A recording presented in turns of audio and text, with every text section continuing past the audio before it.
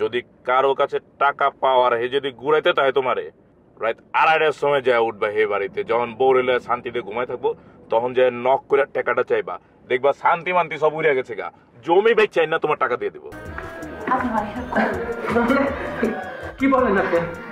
আপনি আমার একটু হেল্প করেন, আপনার সিনেমা একটা সুযোগ দিন, একবার একটা ব্রেক দেন, ফাটায় ফেলাম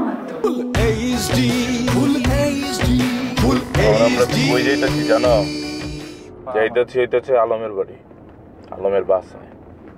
কেন এখন এই সময় আলমের বাসায় কেন? বাসায় যাই ওর বউর সামনে টাকা তেমন না করা পারবো না, সবচেয়ে ভালো হইতো যদি রাত 2:30টার সময় যায় পারতাম।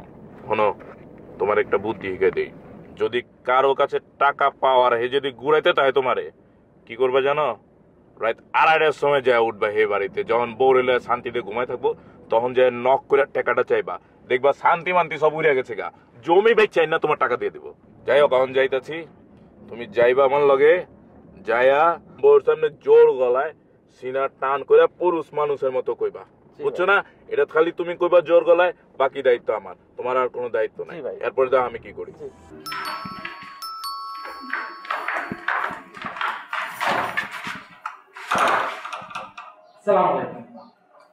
ওয়ালাইকুম আসসালাম। জি সোহেল, ঠিক আছে সোহেল, ফিল্ম ডিরেক্টর। ও আচ্ছা আচ্ছা, জি ওই যে আপনাদের হাউস থেকে যে একটা সিনেমা বানাইছিলাম না, ক্রিমিনাল ট্যুর, ওইটার ডিরেক্টর আমি। আমাদের হাউস থেকে? হাউস মানে কি? আপনি তাবাসসুম ভাবি না? এটা কি করলেন আপনি? এটা কি বললেন আপনি? সরি আমার বুঝতে ভুল হয়ে গেছে। আপনি নিশ্চয়ই ওই যে আলম ভাইয়ের বোন। আলম ভাইয়ের সাথে তো আপনার চেহারা পুরো মিলে আছে। আপনার কারে দরকার?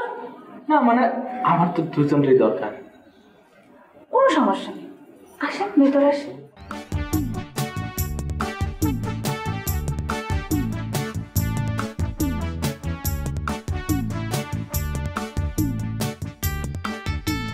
ভাইয়া, আপনি তো ক্রিমিনাল ট্যুর সিনেমার ডাইরেক্টর না? কিন্তু ভাই আপনার সিনেমাটা ফ্লপ হইলো কেন বলেন তো? সিনেমার বাজারই তো এখন নাই, আর বাজার না থাকলে সিনেমা চলবে কিভাবে বলেন? আমার কিন্তু ভাইয়া ওইটা মনে হয় না। আপনার সিনেমা ফ্লপ হওয়ার একমাত্র কারণ কিন্তু যে নায়িকা ফারিয়া খান। আপনার সিনেমা এটা তো আমি প্রথম সাথেই দেখতে গেছিলাম, কিন্তু কারণ কি জানেন? আপনার সিনেমাটা ফ্লপ হইতো না। আপনার যদি আপনার সিনেমাতে ওই ফারিয়া খানরা না নিয়ে কোনো নতুন নায়িকা নিতেন, তাহলে কিন্তু আপনার সিনেমাটা সুপার ডুপার হিট হইত। আমি কিন্তু আপনার শো দেখছি, কিন্তু কথা সত্য, আমার না ওই নায়িকা ফারিয়া খানের ভালো লাগে না, একদম সত্য কথা, বিশ্বাস করেন। না ঠিক আছে, এটা একটা কারণ হতে পারে। না না না না না ভাইয়া, এটা একটা কারণ হতে পারে, বিষয়টা কিন্তু ওইটা না। আপনি বুঝতেছেন না ভাইয়া, আপনার সিনেমার যে গল্প, অসাধারণ গল্প, তাছাড়া আপনার সিনেমায় কি নাই? Dance, drama, acting, item song, fight সব আছে আপনার সিনেমায়।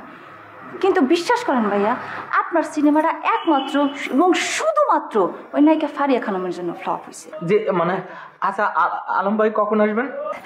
আসবে, চলে আসবে ভাইয়া। আমার একটু দেখেন না।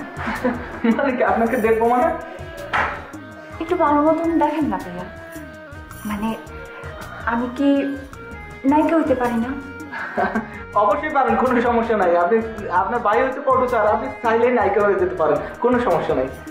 সমস্যা আছে ভাইয়া, মনে করেন আমি তো ভাইয়া তো আমার বিয়ে দিয়ে দিতে চাই, কিন্তু আমার কি বিয়ের বয়স হচ্ছে? কোন আমার তো বিয়ের বয়স হয় না, আর আমি তো বিয়ে করতেই চাই না।